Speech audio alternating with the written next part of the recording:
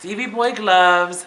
I got the Stevie Boi mask on, which you're going to be seeing on somebody very exclusive coming up maybe in a few weeks or so from now. And I'm rocking the exclusive NY Fashion Week top that Stevie Boi has made. Pow pow. Child. Going off. I'm swagged out right now. Is that what you said? I'm swagged out. Swagged out. And like in the words of Rejects, I'm getting my crease on right now. So yes. I want you to... All right, best friend. Yeah! If it's hot, I'll say it's hot. But if it's a mess, baby, woo!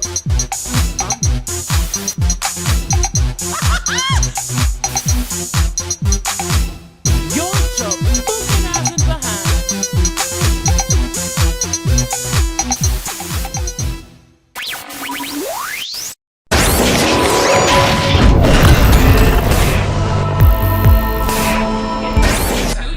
Since you've been on my show. Wow, it has been. Yes, it has been 2 years. I was just starting up on YouTube and you were just getting out there with the whole designing and eyewear thing. Yeah. How has the Stevie Boi brand changed from 2 years ago? It has been a lot, so try to keep it under, this is only a good 15-minute show. So how has the brand changed since then? I mean, the brand has definitely changed. I came out with my own clothing collection. Yes. More accessories. Now I got gloves and earrings. I heard you made this for someone else too. Yeah, right? I made this for Emore'J. Emore'J. It's only two that exists. Me and Emore'J have one, and these hats and bada boom, bada bang. Let us get into that hat. Turn that head. It's actually, ironically, the record itself is just adds to the people that love to name brand, but this record is actually from the Grease soundtrack. There was only 100 of them made, and I happen to have one. And of course, I happen to ruin it with some glitter and a spike, but hey, right out, bitch, so get into that. Okay. So, Stevie Boi, since you have exploded on the scene and have been totally everywhere, you've been overseas, correct? Yes. How has people overseas received you? Japan? Japan. London? London, Paris, Russia, all that. Russia? Africa. How Africa? Come on now. How have they received you?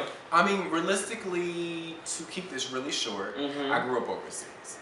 My parents are in the military. Okay. Army. I never knew that. I lived overseas, London, Paris, Germany, all those places. So that's why I have the cultural difference. It's a big. This must have been when you were like a toddler or something. It wasn't like I was 5. I was like 7, 8, 9, 10, 11, 12, 13. Okay. I got to really get to experience it, and I also got to go back when I was 17, 18, 19. So I just have a really big cultural experience in my life. Is there a difference between your American audience and your overseas audience? Yes, American audiences when they see me, not everybody. See, I don't want to. Oh, sorry. I don't want to. You don't want to diss America. All over. You know, the U.S. can be a little. They can be really rude, but at the end of the day, I don't really care. I mean, people that really support me are overseas. America, there's certain people in America that support me, but I feel like the people in America that honestly support me are the ones that have a pretty much open mind, and they want to see America and certain demographics and diversities extend out of the stereotype that they're in. As with overseas, it's more of an artistic based support where they get your art, they understand it, they appreciate even the if they uniqueness. Even if they don't look at you like. You know, some people have that opinion, of course. There's always going to be certain people in the world, but it's a higher number that doesn't just dish you and throw you under the bus. And America, in America, this is what it is. If they don't understand it, they're scared of it, and they're offended by it. You heard that? And that can honestly, if you actually think about what I just said, that can cover so many different graphics, so many different situations. Out of just fashion, to straight to fashion to this to that to that. It can cover almost anything that you can, any category. Since you've been doing so well, there are always imitators and there are always people that are trying to do exactly what you're doing but can't get the element down pat. Now, how do you feel about so many people coming along doing this just so they can get a celebrity name out of this rather than focusing on their art? How do you feel about that? Okay, I know we're on a time schedule. We gotta. Oh no, we got it. We're good. Keep it moving, but this is what I'm gonna do. I'm gonna take a breath. I want everybody to breathe with me out there. You breathing with me? Let's do this. 1, 2, 3. 1, 2, 3, and. Here's my biggest thing. You just got real deep with that. He's like, real deep. Here's my biggest thing. Yeah, it's deeper than a ditch. I want people to be original. Yes. Hold on, say that part again. I want you to be original. I don't want you to go to Chanel.com and copy the whole catalog. I want you to not go to StevieBoi.com and copy the whole catalog. It's the same thing, regardless if it's on high or low stance or whatever you view me as or view Chanel as. It's still copying and it's not being original. And if you're original, then people will respect your work. And if they don't, then as long as you know you're original and you're proving that, then you have something to fight for. But when you go to my website, or Chanel's website, or any other person's website that has made a substantial point in fashion history, bitch. But in the meantime, if you're gonna copy, then you're just a follower. But does it, on looking from a positive perspective, does that flatter you though that so many people are trying to do exactly what you're doing rather than be themselves? Is that flattering? To be really honest, this isn't a young mind speaking, but this is a mind that's that's in the business. I'm a businessman first before anything. Yes, I may be an artist at heart, that's great. But one thing about me is that I'm about my money. I am about my intentions. I know exactly what I want to do with this business. And one thing I don't want to do is be scammed or shams. And when I see those type of people doing the glasses like me, etc., I just keep it pumping. Like they're not gonna get anywhere. It's just like you can do whatever you want to do, but I've done it first. And then why would you even try to compete with someone that has connections with people that are relevant? I mean, you can work with your video models, your blah blah, and your blah blah blah blah. But at the end of the day, I'm working with Lady Gaga, so enjoy it. Yes, lubricate yourself. You gotta do a hair flip with that one. You just got real cunt for us, didn't you? I could, but it's braided, honey. Okay. So we are messy. I love it. Stevie. Okay.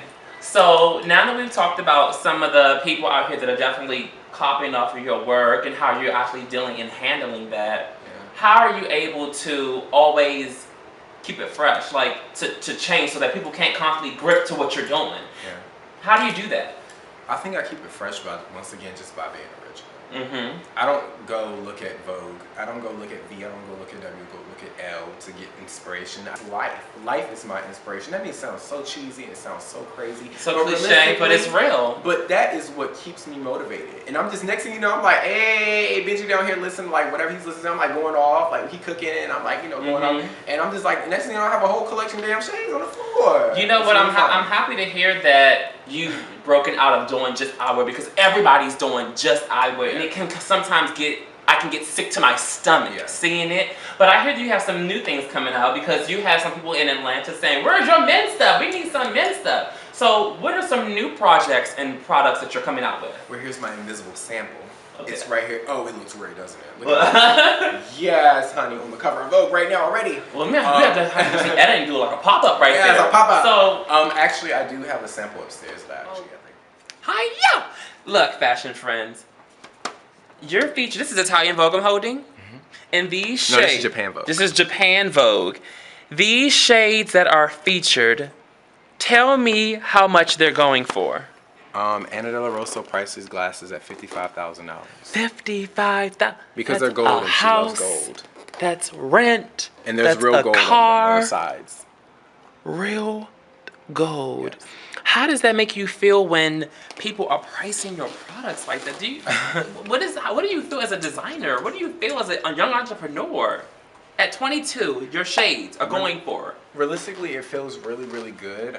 But I mean, not to sound like that weirdo, but I just keep it moving because it's amazing. But I don't expect any of this. But one thing I do expect is some type of success from each product that I create. Because I know, honestly, my designs are good. I mean, you don't have to like them, but someone else will. Not everyone else, but someone else will. And I really appreciate that she priced them at that. But at the same time, gold is her favorite color. So, and she's also the editor of Japan Vogue, so she can do what the hell she wants to do. So honestly, that right there just took it to a whole nother level. No. Those aren't you. And you did these before, though. Yes, I have. We're not gonna show this because I don't Yes. want to, offend the other designer. But we're gonna talk about the person.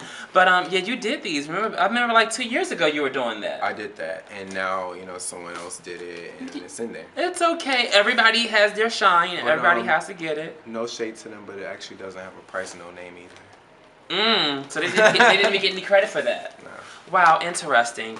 But you have these shades that are featured. And these were also at New York Fashion Week too, right? Because you wore these for an event that happened at New York Fashion Week. They were in New York Fashion Week. They're in here too. And they're also I want you guys to see this. Look at this. They're also in here. This is a collaboration project. Young Black Entrepreneur. What was the inspiration behind these gun shades? Who are you trying to shoot? Actually, that's so funny. Single black female? Oh my going God. It's good. Everybody was always asking me about.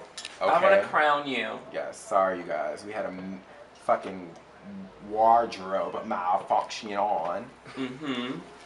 But yeah. Hold this for a second. Brass knuckles with shades on them. I have never seen anything like this before. They must eat this up in Japan. I'm sure they eat this up. But who's gonna sit around all day and do this? Like, what'd you say, huh? Like, girl, what? Stevie Boi did what? What's going on? But the thing about it is they're really popular. Now, a question that I do have for you is that since you're so all over the place, you're in all these magazines and all this editorial and just doing all this stuff, do you still make everything by your hands, or is it being like manufactured? Because I know you didn't sit here and carve this out of no metal. I actually dreamt it up and pulled it out of this device that I made, and it just comes out from my dreams. So you're Willy Wonka tonight. Yes, honey, Willy. So, give you Willy Wonka tours. No. No, actually, this is actually a collaboration effort between a manufacturer in New York named Lee Allen Eyewear, and we teamed up and made these glasses. They actually manufactured them for me and a designer. So some of your pieces are being manufactured now? No more pieces just like this. The other goggle ones, the chrome and the studs and the spikes are actually handmade. A lot of, still to this day, but a lot of the glasses are handmade by me. Okay. Hey you guys, it's me, Stevie Boi, your favorite celebrity designer, and I am tuning in with Emore'J Couture TV. Thank you so much for watching, and make sure you also subscribe to his YouTube channel and follow him on Twitter at Emore'J Couture. Mwah.